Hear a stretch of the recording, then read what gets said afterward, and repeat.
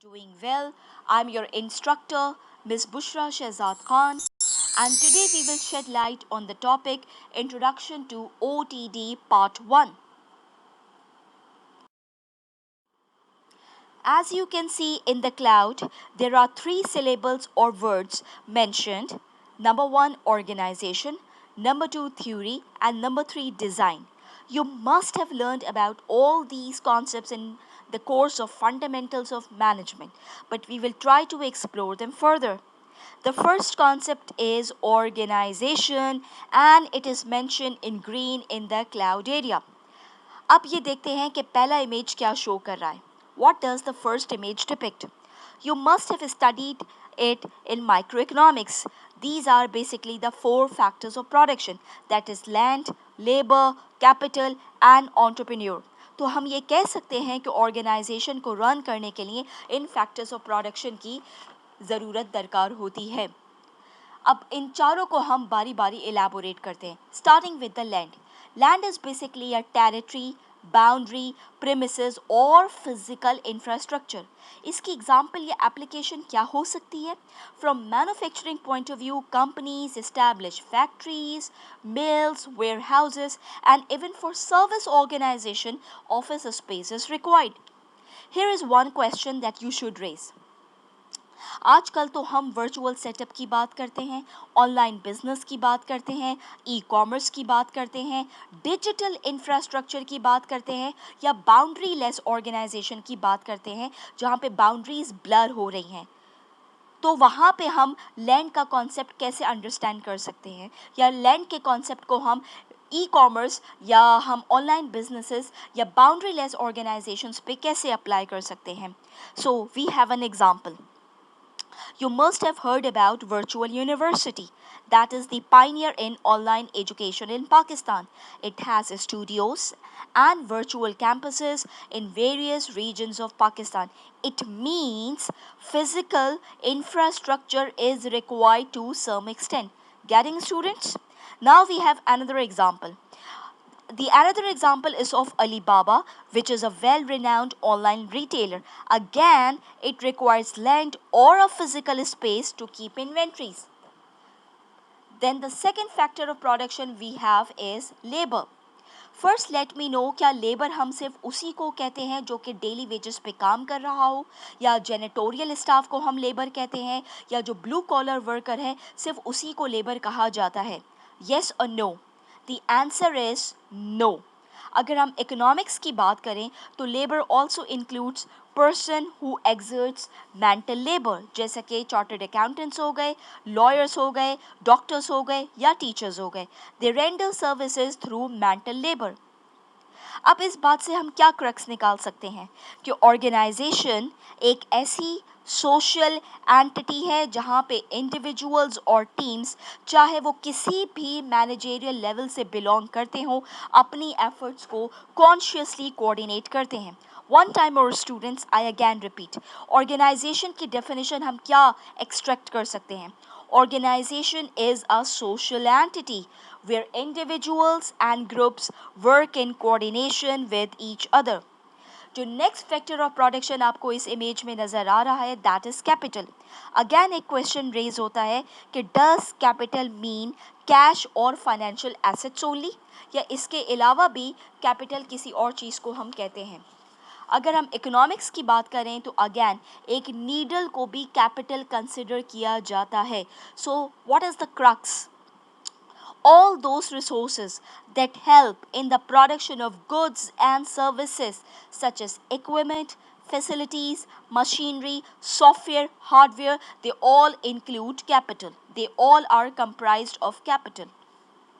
The last factor of production is entrepreneur. Now the question is, who is an entrepreneur?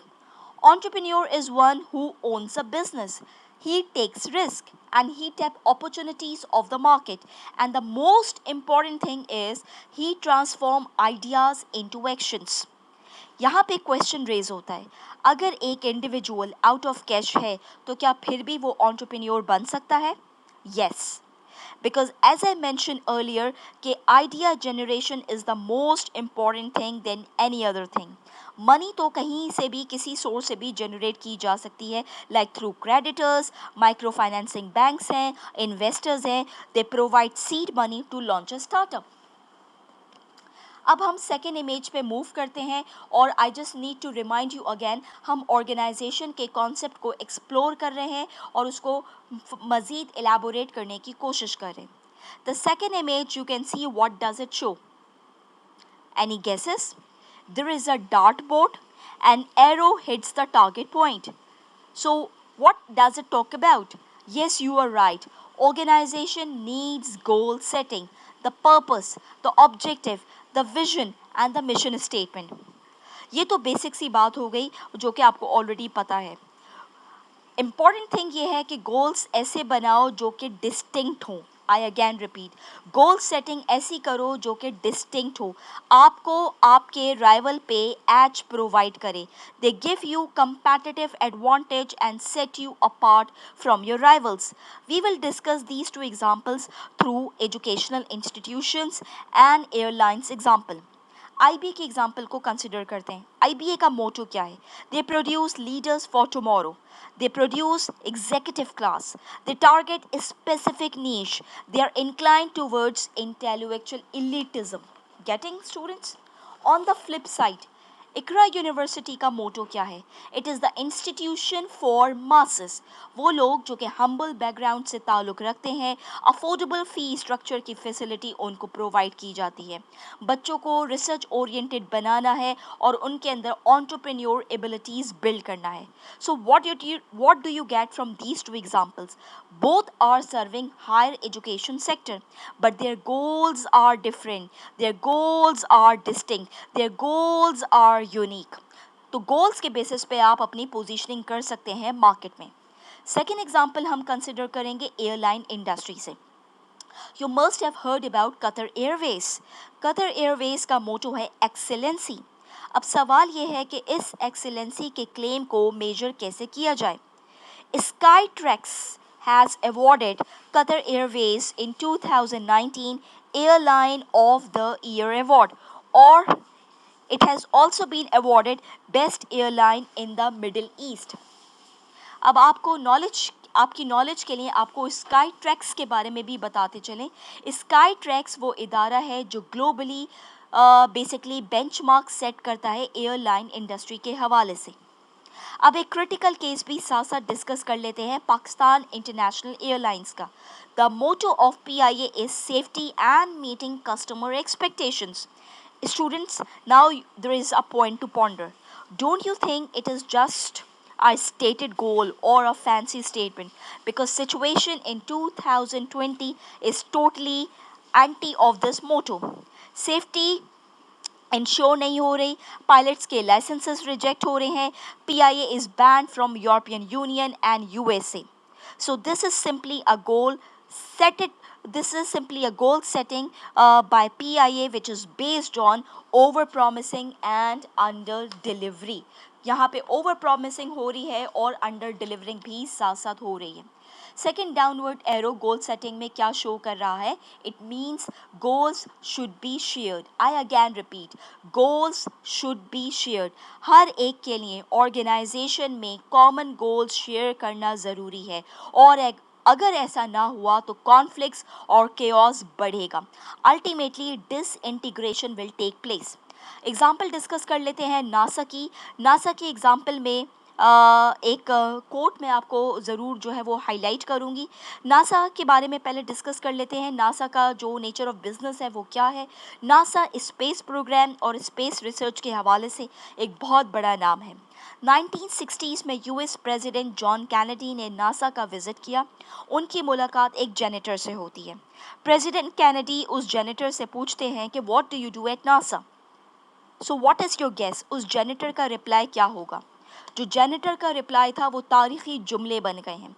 Generator replied, I am helping to put a man on the moon. I again repeat students, I am helping to put a man on the moon. This is the best example of shared goals. यानी कि एक generator भी अपनी capacity में रहते हुए organisation के vision को फुलफिल करने की कोशिश कर रहा है। Then you can see in the slide we have a third image. यहाँ पे एक arrow show हो रहा है which is showing the continuity, और यहाँ पे एक phrase भी mention है going concern. अकाउंटिंग में ये प्रिंसिपल आपने ज़रूर पढ़ा होगा कि company is a going concern. इसका मतलब ये है कि एक ऑर्गेनाइजेशन गोइंग कंसर्न होती है। It is not for a day और two, it is for a longer period of time. Operations should continue and it should have a sustainable future.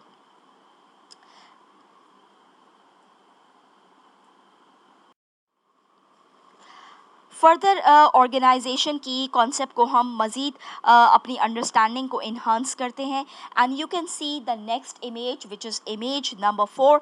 यहाँ पे कोई इन्फोग्राफिक या पिक्चर नहीं है, सिंपल एक हेडिंग आपको यहाँ पे नज़र आ रही होगी, दैट इज़ प्रोडक्टिविटी. और अगर हमने प्रोडक्टिविटी को एनालाइज करना है तो दो कॉन्सेप्ट्स इंतहाई अहम है, इंतहाई इम्पॉर्टेंट है, that is efficiency and effectiveness. I again repeat, efficiency and effectiveness. Now the question is, are these two terms synonyms or we can use them interchangeably? The answer is no. अब हम ये elaborate करने की कोशिश करते हैं examples के through कि efficiency क्या है और effectiveness क्या है. Efficiency is all about task completion, resource allocation.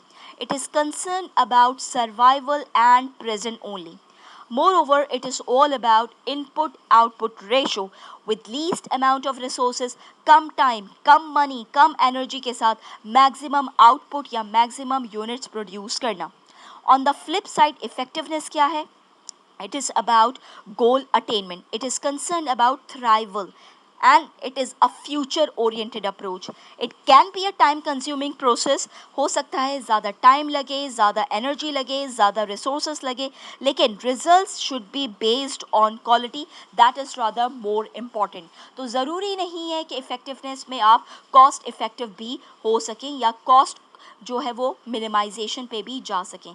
यहाँ पे हम एक एग्जांपल कंसिडर करेंगे ऑनलाइन ऑर्डर के हवाले से. ऑनलाइन ऑर्डर के हवाले से एग्जांपल हम कंसिडर करेंगे. For example, you have placed an order of a pizza. ठीक है जी, ऑनलाइन आपने ऑर्डर प्लेस किया. चार क्वाड्रेंट्स या चार पॉसिबिलिटीज़ मुमकिन है with respect to efficiency and effectiveness. पहले मैं एक एक क्वाड्रेंट को कॉल आउट करूंगी, उसके बाद इसकी एग्जांपल को हम one by one each quadrant के अकॉर्डिंगली देखेंगे. Efficiency plus effectiveness. Quadrant number 2, inefficiency plus effectiveness. Quadrant number 3, efficiency plus ineffectiveness. And last but not the least is inefficient plus ineffectiveness. अगर कोई ऑर्गेनाइजेशन एफिशिएंट प्लस इफेक्टिवनेस भी है, students keep in mind हमने online pizza delivery order की example को consider करना है. It means with in due time, with in less time सही फ्लेवर का पिज़्ज़ा आपको जो है वो आपका ऑर्डर प्लेस हो जाता है, यू गेट इट. ठीक है जी, कम टाइम, एफिशिएंसी, सही फ्लेवर का पिज़्ज़ा, दैट इज़ इफेक्टिवनेस. यानी आपका जो गोल है वो अटेन हो गया, अब कस्टमर जो है वो सेटिस्फाई हो गया. Quadrant number 2, inefficient but effectiveness, which means के सही फ्लेवर का पिज़्ज़ा तो डिलीवर हुआ लेकिन ज़्यादा टाइम रिक्वायर्ड हुआ, ज़्यादा टाइम में वो चीज़ डिलीवर हुई. That is quadrant number 2. Then we have quadrant number 3, which means within less time आपको पिज़्ज़ा तो डिलीवर हुआ लेकिन वो फ्लेवर डिलीवर नहीं हुआ which you required or which you ordered. और fourth quadrant is ultimately a very disastrous situation. ना तो सही टाइम पे आपको चीज़ डिलीवर हुई और ना वो चीज़ डिलीवर हुई जो कि आपको रिक्वायर्ड थी. So this was all about productivity. So in this part what we discussed the concept of organization, जिसमें हमने factors of production को discuss किया, goal setting approach को discuss किया, going concern concept को discuss किया, and in the end we discuss about productivity.